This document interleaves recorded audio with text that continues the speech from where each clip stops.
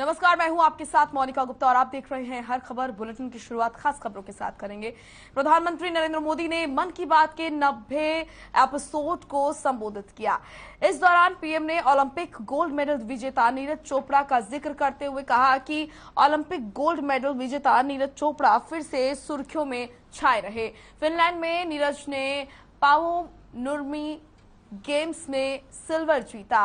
यही नहीं, उन्होंने अपने ही जैवलिन थ्रो के रिकॉर्ड को भी तोड़ा। कोटेन गेम्स में नीरज ने एक बार फिर गोल्ड जीतकर देश का गौरव बढ़ाया। इसके अलावा पीएम ने स्टार्टअप्स से लेकर स्पोर्ट्स वर्ल्ड तक भारत के युवा नए नए रिकॉर्ड बना रहे हैं, ये कहा। अभी हाल ही में आयोजित हुए खेलो इंडिया यूथ गेम्स में भी हमारे खिलाड़ियों ने कई रिकॉर्ड बनाए। आपको जानकर अच्छा लगेगा कि इन खेलों में कुल 12 रिकॉर्ड टूटे हैं। इतना ही नहीं, 11 रिकॉर्ड महिला खिलाड़ियों के नाम दर्ज हुए हैं।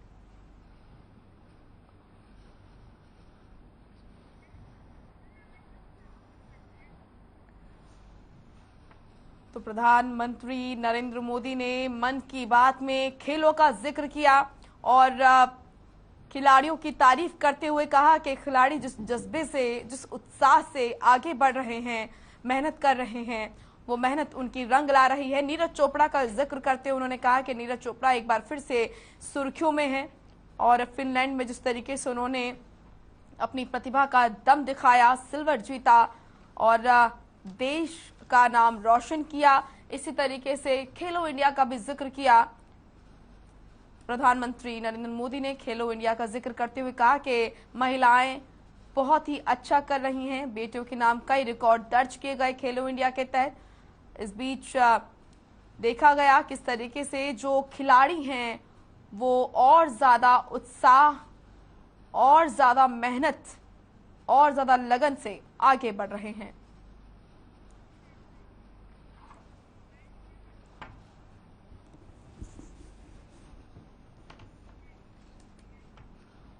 पानीपत के जिमखाना क्लब में उस वक्त अफरा तफरी मच गई जब स्विमिंग पूल में नहाने गए युवक की डूबने से मौत हो गई। बताया जा रहा है कि मृतक युवक 17 साल का अमन पानीपत की हरी सिंह कॉलोनी में रहता था और वो अपने कुछ साथियों के साथ जिमखाना क्लब में नहाने गया था। फिलहाल पुलिस ने शव को कब्जे में लेकर पोस्टमार्टम के लिए अस्पताल भिजवाया है।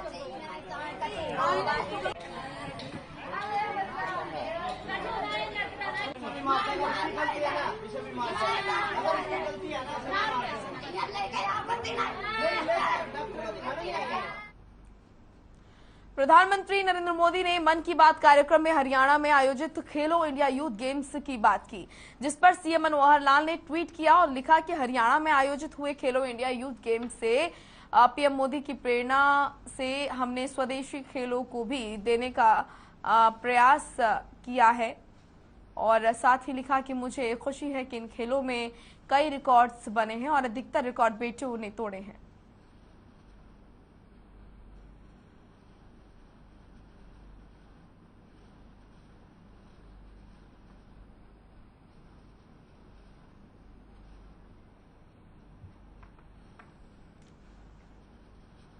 सीएम मनोहर लाल आज करनाल दौरे पर हैं, जहां सीएम ने डॉक्टर मंगल सेन ऑडिटोरियम में आयोजित प्राकृतिक खेती को बढ़ावा देने के उद्देश्य से आत्मा योजना से संबंधित प्रशिक्षित कर्मचारियों के साथ राज्य स्तरीय समीक्षा बैठक की। इस दौरान सीएम मनोहर लाल ने इसके साथ ही कृषि मंत्री जेपी दलाल भी मौजूद रहे।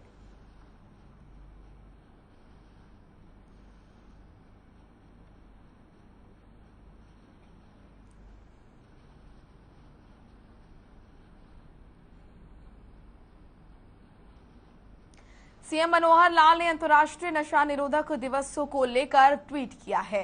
सीएम ने ट्वीट कर प्रदेश के लोगों से अपील की है कि उन्हें नशे से दूर रहने की जरूरत है।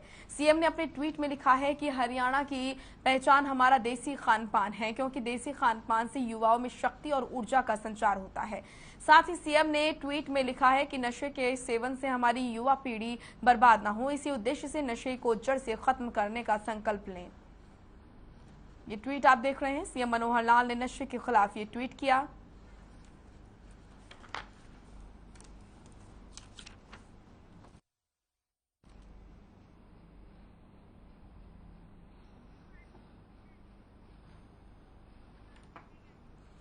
चलिए अब खबर लखनऊ से है, जहां पर एक महिला ने दुष्कर्म का आरोप लगाया है 2 लोगों पर। आपको बता दें कि महिला ने न्याय की गुहार लगाई है।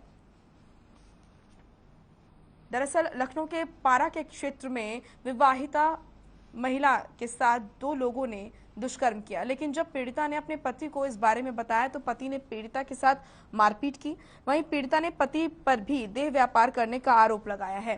साथ ही जब पीड़िता पारा थाने पर तहरीर देने गई तो पुलिस ने भी पीड़िता को भगा दिया, जिसके बाद महिला न्याय की गुहार लगाते हुए सब इंस्पेक्टर के पास गई तो उसने भी पीड़िता को बुरी तरह से मारा, पीटा और बिना केस दर्ज किए भगा दिया।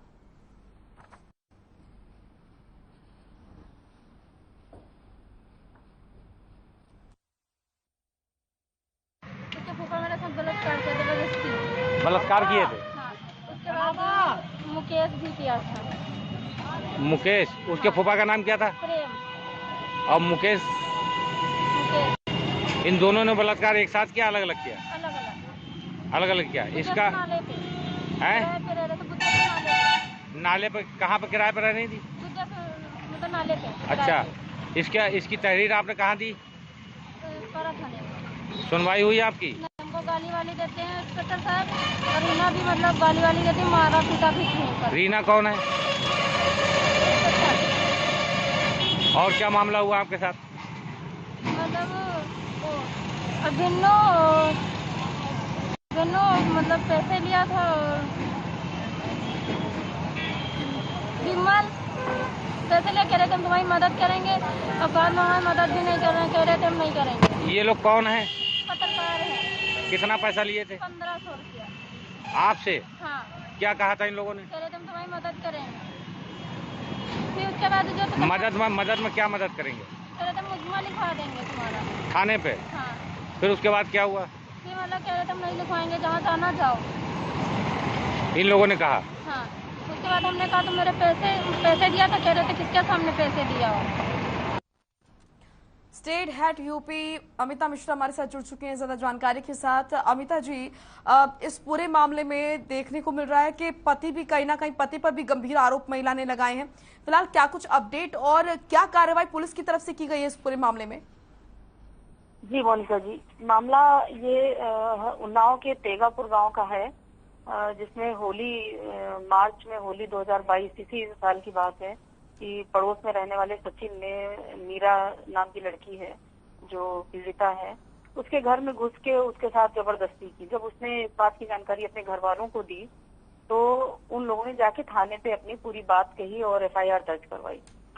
इसी बीच क्योंकि बताया जा रहा है, मीरा का बताना है कि उसके जो सचिन की माँ है वो आचा बहू है, सरकारी दबदबे का अपना काफी रौब रखती है, और उन्होंने जाके थाने पे अपना समझौते की बातचीत की।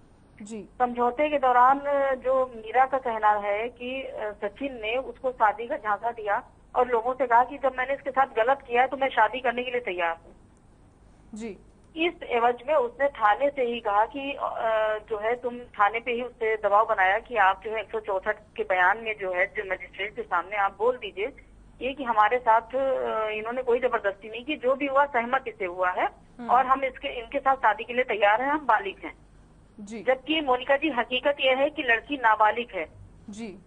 शादी का जो झांसा दिया, लड़की ने उसके झांसे में आके 164 के बयान में कह भी दिया कि हाँ हम इनके साथ शादी के लिए तैयार हैं और हम नाबालिग हैं, वो बालिग हैं। जी। अब मामला यहाँ पे आता है कि वो लड़का थाने से ही 164 के बयान के बाद और मामला खत्म होने के बाद जो FIR दर्ज हुई थी, वो लड़का थाने से ही लड़की को अपने घर ले आता है कि हम शादी इससे करेंगे। ठीक है।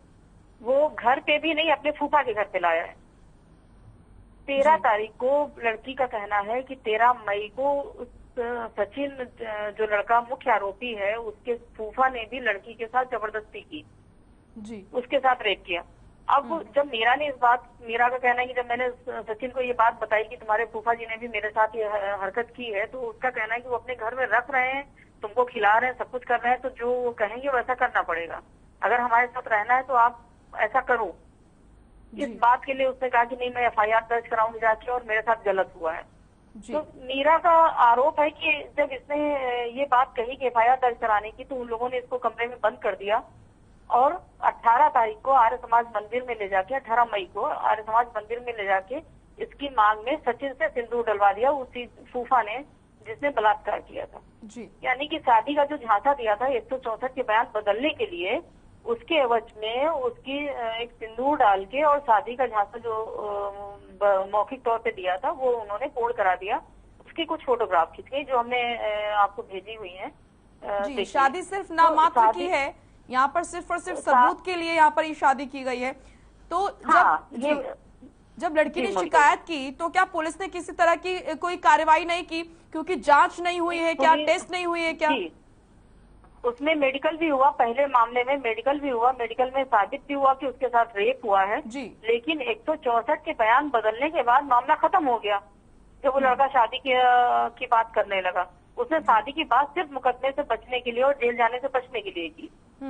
अब मामला यहाँ पे आता है कि इस जो सचिन के फूफा ने उसके साथ रेप किया और उसके बाद उसने शादी करवा दी सचिन से, यानी कि अपने भांजे से शादी करवा दी जिससे कि मुकदमा ना हो पाए और खुद भी बच जाए। यही नहीं, मीरा का आरोप है कि 3 जून को सचिन के एक और रिश्तेदार ने घर पे आके उसका बलात्कार किया।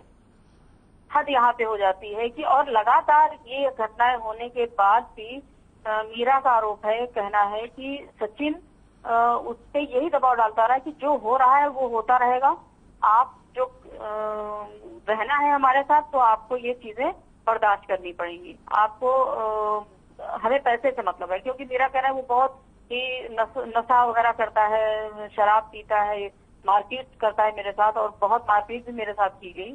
शराब के लिए उसे पैसे चाहिए, उसने यहाँ तक कहा कि मैं तुमसे गलत काम करवाऊंगा, उससे पैसे आने चाहिए। तो केस रफा दफा हो गया है, लेकिन जो लड़की बोल रही है क्या उसकी कोई वैल्यू नहीं है अमिता जी? क्या उसके बिना पर पुलिस का कर्तव्य नहीं बनता है कि जांच करे? मोनिका जी, मामला यहीं पे आके फंसता है कि जब ये वहां से घर से अपने निकल के फिर थाने पहुंचती है तो थाने पर भी उसके साथ वही व्यवहार हो रहा है जो घर पे हो रहा है। बड़ी बात यही है कि महिला थाने पे भी जो पारा थाने पे महिला इंस्पेक्टर बैठी है रीना रावत, जिनका नाम ये बता रही हैं, वो भी इनके साथ वही कर रही हैं और इसका कहना है कि वो लोग उसी के परिवार वालों का साथ दे रही हैं जिन्होंने इनको पीड़ित किया है या जो लोग रेपिस्ट हैं, आरोपी हैं जो। हर खबर का ये पूरा प्रयास है कि जिस तरीके से इस महिला के साथ जो तमाम चीजें हो रही हैं उस पर उसको न्याय जरूर मिले और जो पुलिस प्रशासन की कमियां आप बता रही हैं उस पर भी एक्शन लिया जाए। जी मोनिका जी, बस इनकी एफआईआर अभी तक दर्ज नहीं हो पाई है। एसीपी के ऑर्डर के बाद भी उन्होंने फोन करके भी थाने में कहा कि आप इसकी एफआईआर दर्ज करिए और उन्होंने आश्वासन दिया कि रात तक आपकी एफआईआर दर्ज हो जाएगी। लेकिन अभी आज की डेट तक जो है एफआईआर दर्ज नहीं हुई। वो थाने जाने से बच्ची डर रही है। बच्ची अभी 17 साल 10 महीने की ही है, अभी 18 की कंप्लीट नहीं हुई है। क्योंकि अमिता आपने बताया मारपीट की जा रही है। जी अमिता, आपने बताया कि क्योंकि टेस्ट जब मेडिकल हुआ तब ये बात साबित होती है कि जो लड़के का फूफा है उसने इस बच्ची के साथ रेप किया है। जब ये साबित होता है तो उसके बाद जी मोनिका जी, नहीं मोनिका जी, यहाँ पे हम बताना चाहेंगे कि अभी फूफा जी वाला रेप का मामला प्रूव ही नहीं हो पाया है, क्योंकि जो रेप उन्होंने किया उसके बाद उसको कमरे में सचिन ने बंद रखा, फूफा ने और सचिन ने कमरे में बंद रखा। जो फूफा जी उनका नाम है प्रेम कुमार, उन्होंने उसको कमरे में बंद रखा और घर से बाहर नहीं निकलने दिया, जिससे वो एफआईआर नहीं दर्ज करा पाई। आज जब वो एफआईआर दर्ज कराने की बात कर रही है तो जो इंस्पेक्टर है थाने की महिला ही है। शर्म की बात यह है कि महिला होने के बाद भी वो महिला को प्रताड़ित कर रही है। बिल्कुल ये दुर्भाग्य है हमारे देश का कि एक बेटी को न्याय के लिए, जबकि वो शिकायत कर चुकी है, दर की ठोकरें खानी पड़ रही है और वो सच कह रही है, उसकी सुनने वाला कोई नहीं। प्रयास लगातार हर खबर का यही रहेगा अमिता जी कि इस बच्ची को न्याय मिले। शुक्रिया आपका अमिता जी इस तमाम खबर पर जानकारी देने के लिए। चलिए रुक करेंगे अगली खबर का। मुख्यमंत्री मनोहर लाल गुरुग्राम दौरे पर रहे। इस दौरान वो पटौदी में अखिल भारतीय संत समिति के 2 दिवसीय राष्ट्रीय अधिवेशन के उद्घाटन समारोह में शामिल हुए। साथ ही कार्यक्रम में देश भर से करीब 100 से भी ज्यादा संतों ने भी शिरकत की। सीएम ने संतों का सम्मान करते हुए आशीर्वाद लिया। वहीं आश्रम हरि मंदिर में आयोजित कार्यक्रम में मुख्यमंत्री मनोहर लाल ने कहा कि जिस प्रकार से प्रधानमंत्री नरेंद्र मोदी ने खुद को प्रधानमंत्री न कहते हुए देश का प्रधान सेवक कहा है, उसी तरह से हरियाणा प्रदेश में मेरी भूमिका मुख्य सेवक की ही है। साथ ही उन्होंने कहा कि आज उन्हें एक ही मंच पर पूरे देश के संत समाज के दर्शन और आशीर्वाद मिला है।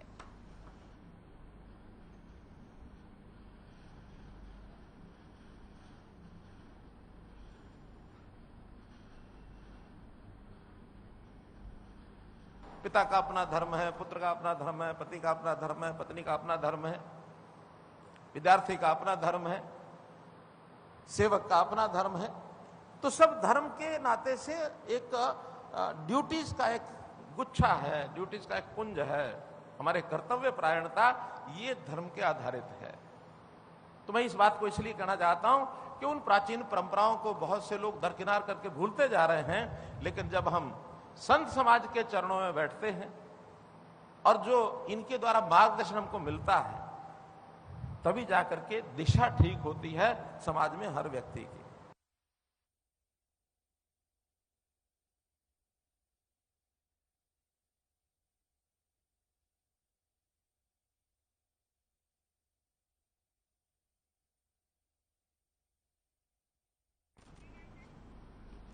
2002 में गुजरात में हुए दंगों को लेकर गुजरात के तत्कालीन मुख्यमंत्री और देश के मौजूदा प्रधानमंत्री नरेंद्र मोदी को सुप्रीम कोर्ट की ओर से क्लीन चिट मिलने के बाद हरियाणा के गृह मंत्री अनिल विज ने ट्वीट किया है। अनिल विज ने विरोधियों पर निशाना साधते हुए उनसे माफी मांगने की मांग की है। अनिल विज ने अपने ट्वीट में लिखा है कि गुजरात दंगों में नरेंद्र मोदी को सुप्रीम कोर्ट द्वारा क्लीन चिट दिए जाने के बाद जिन पार्टियों, नेताओं और अन्य ने मोदी जी पर झूठा प्रचार किया था, वो अब स्वयं सामने आकर मोदी जी से माफी मांगेंगे या हम उनके नाम उजागर करें। तो ये ट्वीट आप देख रहे हैं गृह मंत्री अनिल विज का। उन्होंने कहा कि गुजरात दंगों में नरेंद्र मोदी को सुप्रीम कोर्ट द्वारा क्लीन चिट दिए जाने के बाद जिन पार्टियों, नेताओं और अन्य ने मोदी जी पर झूठा प्रचार किया था, वो अब स्वयं सामने आकर मोदी जी से माफी मांगेंगे या हम उनके नाम उजागर करें।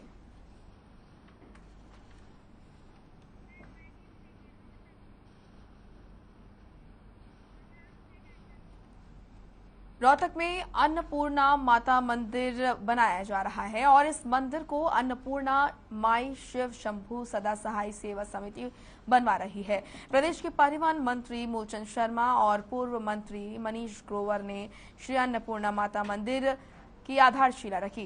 रोहतक के शिवम एनक्लेव में इस मंदिर का निर्माण भी किया जा रहा है। इस दौरान परिवहन मंत्री ने समिति के सदस्यों को बधाई दी और कहा कि माता अन्नपूर्णा किसी को भूखा नहीं रहने देती। ये राजेश जैन जी जो हर सप्ताह के अंत के लिए बहुत बड़ा दिवस है कि आज अन्नपूर्णा माई शिव शंभू सदा सहाय का कुरुक्षेत्र के कस्बा शाहबाद में ट्यूबवेल ऑपरेटरों की बैठक हुई। इस बैठक की अध्यक्षता हरियाणा संयुक्त कर्मचारी मंच के ब्रांच प्रधान कुलवंत शर्मा ने की। बताया जा रहा है कि ग्रामीण ट्यूबवेल ऑपरेटरों को 4 महीने से सैलरी नहीं मिली है, जिससे वो काफी परेशान हैं। वहीं इसको लेकर उन्होंने पीडब्ल्यूडी यूनियन कार्यालय शाहबाद में नाराजगी जताई है। संगठन की तरफ से कई बार अधिकारियों को लिखित में शिकायत दी, लेकिन कोई कार्रवाई नहीं हुई।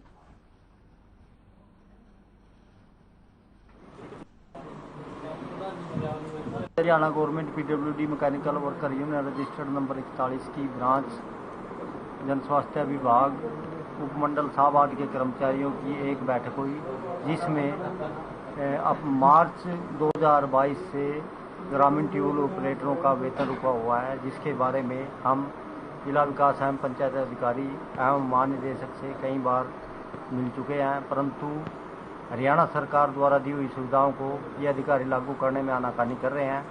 हम जिला विकास एवं पंचायत अधिकारी से अपील करते हैं कि वो जल्द से जल्द हमारे ग्रामीण ट्यूबवेल ऑपरेटरों का रुका हुआ वेतन दिलवाने का कष्ट करें, अन्यथा आपके कार्यालय के खिलाफ धरना प्रदर्शन किया जाएगा। यमुनानगर में नशे से आजादी विशेष अभियान चलाया जा रहा है। 12 जून से 26 जून तक नशे के खिलाफ अभियान शुरू किया गया है, जिसके तहत जिला पुलिस लाइन में पौधारोपण किया गया, जिसमें जिला पुलिस अधीक्षक मोहित हांडा ने शिरकत की। इस कार्यक्रम में एसपी के साथ साथ डीएसपी प्रमोद और अन्य पुलिस अधिकारियों और कर्मचारियों ने भी पौधारोपण किया। इस दौरान एसपी मोहित हांडा ने कहा कि पेड़ लगाना बहुत जरूरी है, क्योंकि एक पेड़ कई सालों तक दूसरे लोगों को छाया देता है।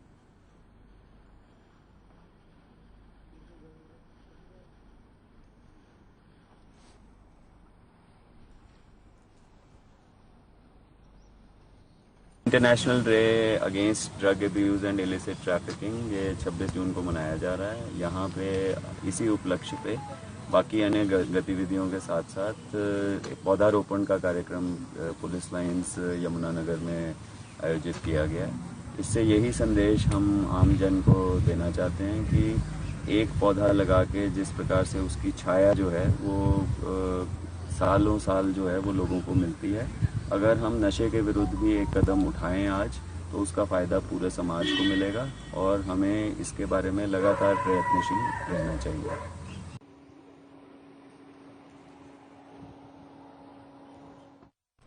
चरखी दादरी में पुलिस महानिदेशक के निर्देशानुसार पुलिस अधीक्षक दीपक गहलावत के नेतृत्व में पुलिस प्रशासन ने 12 जून से 26 जून तक विशेष नशा मुक्ति अभियान चलाया, जिसमें पुलिस प्रशासन ने लोगों को नशे के दुष्परिणामों के बारे में बताया।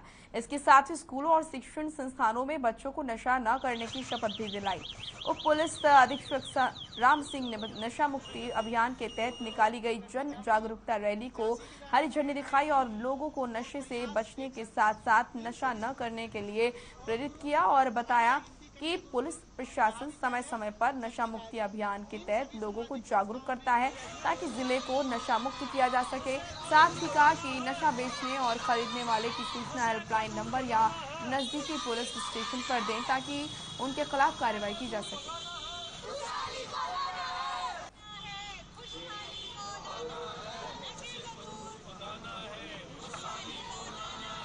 विद्यार्थी थे और कई संगठनों के मौजूद व्यक्ति थे जिन्होंने नशा छोड़ने की एक प्लेज ली है, शपथ ली है।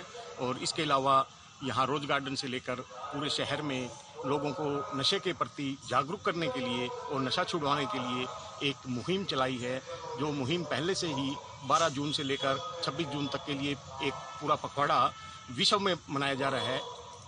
ये पूरा विश्व नशा मुक्ति के रूप में मनाया जा रहा है, तो इससे लोगों को प्रेरणा मिलेगी और नशे की बुराइयों के बारे में जानकारी मिलेगी और लोग नशा छोड़ेंगे और इससे दूरी बनाए रखेंगे। यही प्रेरणा देने के लिए ये रैली निकाली गई है।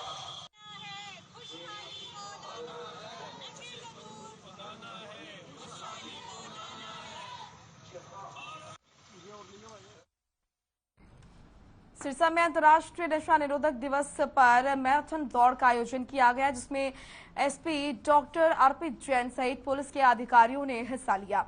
इसके अलावा मैराथन दौड़ से सिरसा के लोगों ने भी बढ़ चढ़कर इस मैराथन दौड़ में हिस्सा लिया। वहीं एसपी डॉक्टर अर्पित जैन ने सिरसा के लोगों से आह्वान किया कि नशे को जड़ से खत्म करने के लिए सिरसा पुलिस का सहयोग करें और युवाओं को नशे से दूर रखने के लिए माता पिता भी अपने बच्चों की निगरानी रखें। इसके साथ ही सामाजिक संस्थाओं को भी नशे को खत्म करने के लिए पहल करनी चाहिए। साथ ही कहा कि नशे के सौदागरों के खिलाफ पुलिस कड़ी कार्रवाई करेगी।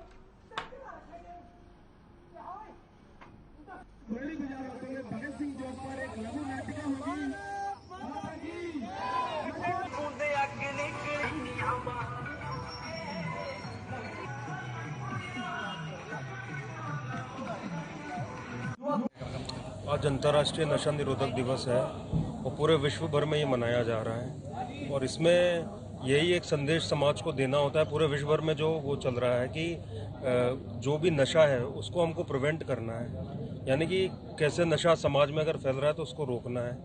और अगर भारत के परिप्रेक्ष्य में देखें तो सबसे महत्वपूर्ण इसमें भूमिका परिवार की होती है, क्योंकि जो बच्चे की पहली पाठशाला है वो उसके माता पिता जो सिखाते हैं वो होता है। तो आज हमने भी यही बोला है यहाँ लोगों से और प्रयास किया है कि सबसे पहले संस्कार माता पिता देते हैं अपने बच्चों को।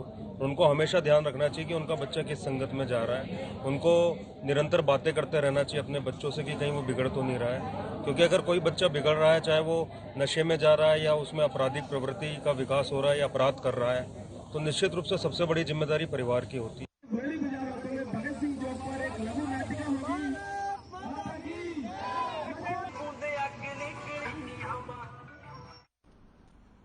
चलिए फिलहाल इस बुलेटिन में इतना ही। आप देखते रहिए हर खबर। नमस्कार।